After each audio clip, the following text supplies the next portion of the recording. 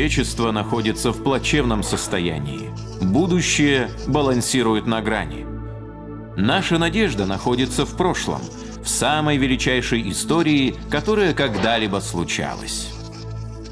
Не так давно... Стоп! Начнем отсюда. Величайшая гонка началась с церемонии открытия. Как и на всех подобных церемониях, были фанфары, кто-то летал, а толпа не совсем понимала, что же происходит. Церемония закрытия еще не наступила, но согласно просочившимся слухам, мы услышим миллионы труб и увидим самую большую церемонию награждения за всю историю. Этого летающего человека зовут Иисус. Посмотрите на него, он тренер. Но что еще более важно, он также Бог и Спаситель. Он 3 года тренировал команду темных лошадок. Они учились его методам и повторяли его движения. Он жил для них. Он умер за них. А затем высоко на холме он сказал «Идите!». И вскоре после этого началась настоящая гонка.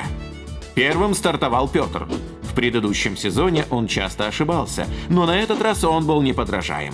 Вместе со многими другими он проповедовал Евангелие, воспитывал учеников и менял облик империи.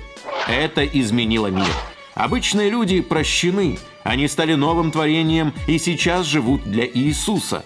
То, что началось с 12 учеников, умножилось до 500, затем до 1000, потом до миллионов. Бог и люди работают вместе. Врата ада не могут остановить то, что ведет нас в день сегодняшний.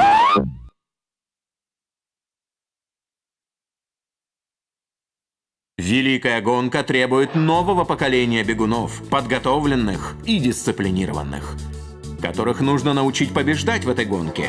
Нам нужно научиться, как побеждать в гонке за человечество. Верно. Если ты хочешь знать, как победить, посмотри на великих бегунов прошлого. Джошуа верно слушался Господа. Иисус Навин был сильным и мужественным. Самсон? Кто? Иисус. Если твой айфон соблазняет тебя, брось его от себя. Все начинается так. Найди твердое основание для своих ног. Библия есть. Теперь твои глаза. Подними их и посмотри на дорожку, на цель благовестия для Иисуса. Евангелие готово. Стартуй с пылом и рвением. Поехали! Воспитывай учеников в каждой стране, в каждом городе. Поместные церкви учат, что спорт помогает нам понять, как нужно служить людям там, где они живут, работают и играют. Пыл забега первых учеников возгорается по всему миру. Дети и юноши участвуют в нем. Новые чемпионы провозглашают благую весть в спортивных командах, будучи профессиональными спортсменами или тренерами. Они ученики и сами воспитывают учеников, живя по уставу Царства Божьего, а не этого мира. Они поднимают поместные церкви, работая как команда и живя как слуги Иисуса. Следуя Библии, они выстраивают сосуд единства внутри тела Христова. Как говорит Библия, имея вокруг себя такое облако свидетелей, с терпением будем проходить предлежащее нам поприще. Будем смотреть только на Иисуса. Он есть первый и последний в этой гонке. Будущее человечества находится под вопросом. Но под каким?